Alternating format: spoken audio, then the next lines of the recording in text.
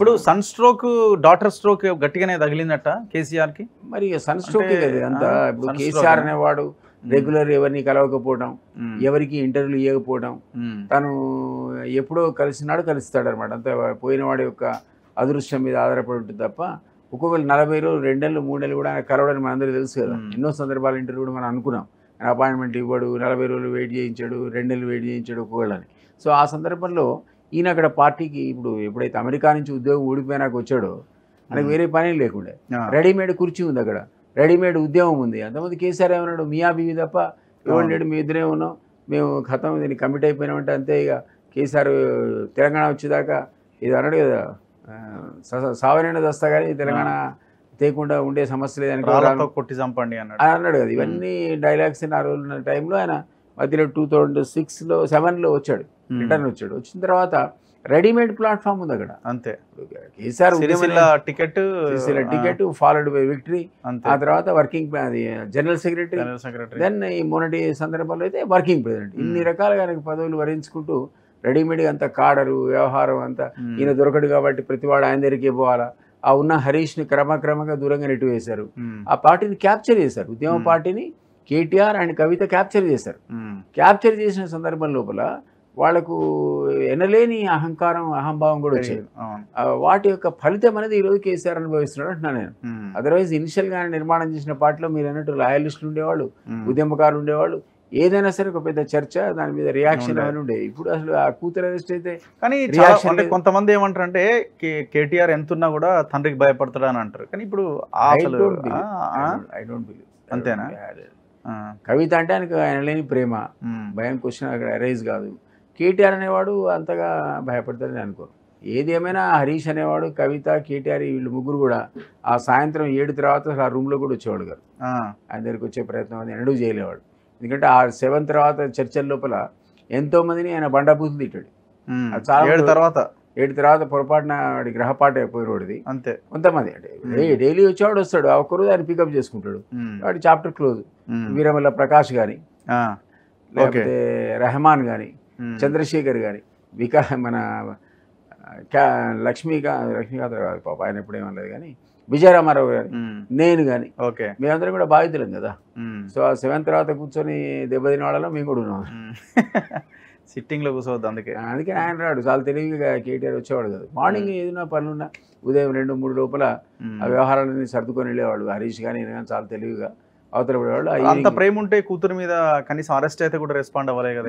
ఆశ్చర్యపోయినది actually. Statement కూడా లేదు కదా. కేజ్రీవాల్ అరెస్ట్ అయితేనేమో రియాక్ట్ అయ్యండి, కేసీఆర్ అనేవాడు ఎందుకో డాక్టర్ మీద రియాక్ట్ కాలే మరి. బట్ అంత మాత్రం చేత ఇది కారణాలు మనం చెప్పలేం కానీ, బట్ ఆయనకు ఆ నేచర్ ఉంది కదా, what you call bipolar disorder అని కూడా అన్నాడు మా మిత్రుడు.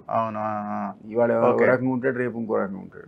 దానికి కారణం ఏంటంటే వీ డోంట్ నో. ఇప్పుడు మీరు నమ్ముతున్నారా? ఇప్పుడు ఫోన్ ట్యాపింగ్ విషయంలో 2 రోజుల్లో నేను మొత్తం చెప్తా అంటున్నాడు, వచ్చే అవకాశం ఉంది. ఏం చెప్తాడండి? ఒక్కటండి, ఫోన్ ట్యాపింగ్ గతంలో మనం అనుకున్నట్టున్నాం. మీరు ఇక్కడైతే హోమ్ సెక్రటరీ పర్మిట్ చేయాలి, అక్కడైతే ఇంకో హోమ్ సెక్రటరీ పర్మిట్ చేయాలి. సెంట్రల్ లెవెల్లో ఏ ఫోన్ అయినా మీదైనా నాదైనా ట్యాప్ కావాలంటే అఫీషియల్ పర్మిషన్ అనేది ఖచ్చితంగా అవసరము. అది లేకుండా మీరు చేయలేరు. రెగ్యులర్గా వాళ్ళు చేస్తుంటారు. ఇంటెలిజెన్స్కు తర్వాత ఇంటెలిజెన్స్ బ్యూరో ఐబీకి ఢిల్లీలో ఇదే పని.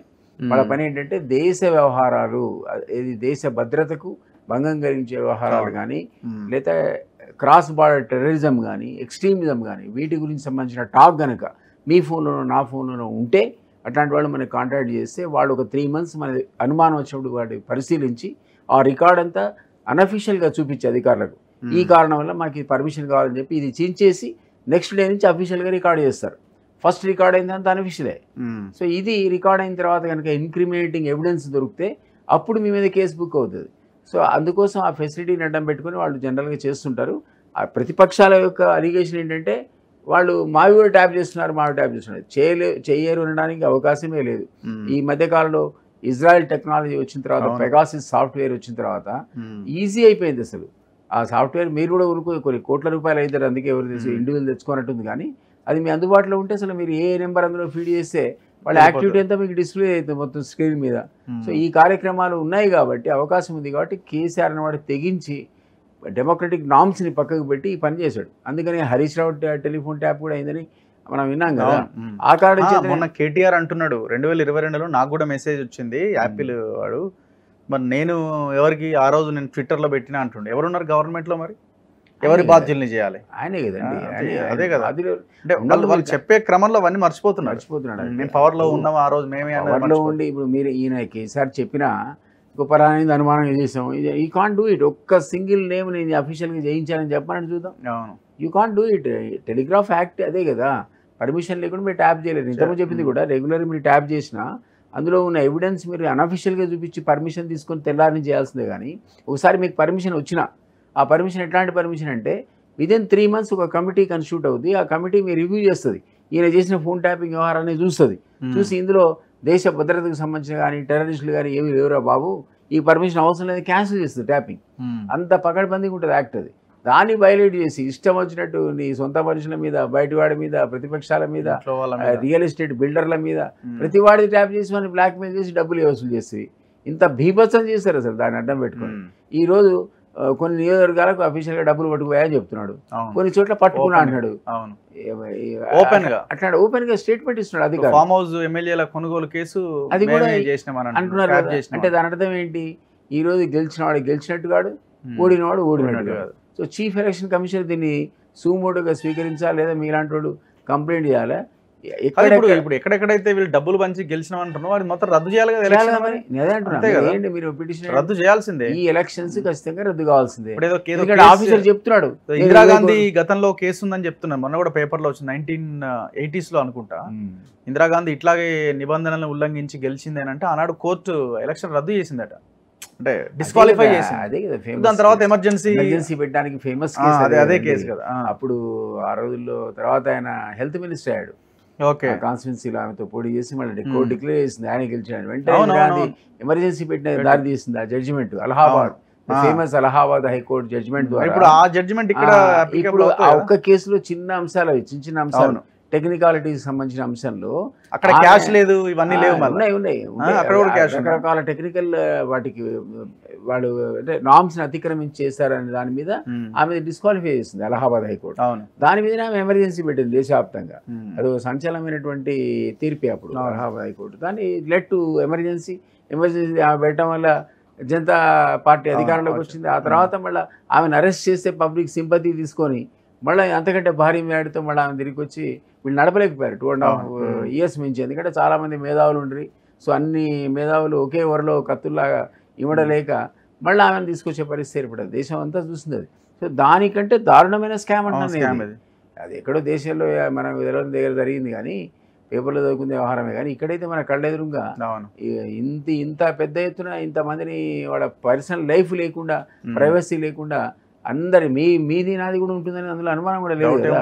10,000 మంది ఫోన్ ట్యాప్ అయినప్పుడు ఖచ్చితంగా మీరు తీర్మానం ఉంటాం కదా. సో ఇవన్నీ మరి అంటే ఏం చేస్తారనేది అనవసరం, కానీ మనల్ని మానిటర్ చేస్తున్నారు. ఎలక్షన్ కమిషన్ దీంట్లో ఎంతవరకు ఇన్వాల్వ్ అవుతుంది అనేది పాయింట్. చేయాలంటే వాళ్ళు అవసరం ఉంది కదా. ఇంతమందికి డబ్బులు ఒక ఆయన ఈయన ఇచ్చిన స్టేట్మెంట్ ప్రకారం పలానా కాన్స్టిట్యున్సీలో 100 కోట్లు నేనే నా పోలీస్ వాహనంలో పట్టుకెళ్ళానంటే ఏం చేసి ఉంటాడు? అంతే. 100 కోట్లు నువ్వు అంటే నీకున్న లిమిటే 40 లక్షలు అయితే అది 100 కోట్లు 50 కోట్లు 25 కోట్లు తీసిపోయానన్న తర్వాత ఎలక్షన్ ఎట్లా కరెక్ట్ అవుతుంది? సో ఇది డెఫినెట్లీ ఎలక్షన్ కమిషన్ దృష్టి సారించాల్సినటువంటి సీరియస్ అంశం అనేది అనుకుంటా. చూడాలి మరి ఏం జరుగుతుంది అన్నది, అంటే ఇది ఎంతవరకు ముందుకెళ్తుంది ఏంటి అన్నది. ఎందుకంటే కేసీఆర్ ఇన్వాల్వ్మెంట్ లేకుండా అయితే ఈ వ్యవహారం జరిగే అవకాశం అయితే లేదు. మరి అధికారుల దగ్గర ఆగిపోద్దా లేకపోతే ఆయన వరకు టచ్ చేస్తారా అన్నది చూడాలి. కేసీఆర్ ఇన్వాల్వ్మెంట్ లేకుండా ఫోన్ ట్యాపింగ్ ఎట్లా జరుగుతుంది? అవకాశమే లేదు, పాసిబుల్ అది. ఎందుకంటే ఆయన సుప్రీం అథారిటీ. కొడుకు చేసిన మనం ఇంతగా అనుకున్న కొడుకు అంతా కంట్రోల్ చేసి మొత్తం తనే నడిపిన అడ్మినిస్ట్రేషన్ ఆయన కనుసన్నల్లో ఇన్ఫర్మేషన్ అయితే వెళ్తుంది కదా. ఆయన చేసాం ఇది చేయబోతున్నాం అని ఆయన ఎంకరేజ్మెంట్ లేకుండా ఇంత పెద్ద స్కామ్ జరిగేటువంటి. ఇప్పుడు ఇద్దరు ఆఫీసర్లు ఉండేది అంతా ప్రగతి భవన్ చుట్టే తిరుగుతా మీకు అసలు లిక్కర్ స్కామ్ లో కూడా ఆయన ఇన్వాల్వ్మెంట్ లేకుండా జరగనే కదా. అంత పెద్ద పాలసీ ఇక్కడ అప్లై చేసిన పాలసీ నుంచి పోయి ఢిల్లీలో మీరు అప్లై చేసేటప్పుడు కూతురు ఆయనకి ఇన్ఫార్మ్ చేయకుండా పోయి అక్కడ మీరు చూడండి. అంతకు ముందే కదా వీళ్ళు ఫ్లైట్లు వేసుకొని కూతురుని ఎంట పెట్టుకుని అన్ని రాష్ట్రాలు తిరిగిండు. అవును కదా. అదే డిస్కషన్ వచ్చి ఉంటుంది. డెఫినెట్లీ ఆమెకు మొత్తం ఇంట్రొడ్యూస్ చేసిన తర్వాత ఇదే లిక్కర్ పాలసీని వేరే దగ్గర ఇంప్లిమెంట్ చేసే కార్యక్రమంలో ఆయన బ్లెస్సింగ్స్ లేకుండా ఎట్లా ఉంటాయి అనేది డెఫినెట్లీ క్వశ్చన్. కాబట్టి ఇవన్నీ ఈ 2 ప్రాబ్లమ్స్ కూడా ఆయన మెడ చుట్టుకుంటారని అనిపిస్తుంది నాకు. ఆయన కేసీఆర్ ఎంత మేకపోతూ గాంభీర్యాన్ని ప్రదర్శించిన లిక్కర్ స్కామ్ ఒకటి, టెలిఫోన్ స్కామ్ ఒకటి, చాలా సీరియస్గా అందులో పీకల దాకా కూరుకుపోయి ఉన్నాడు ఆయన. ఉమ్.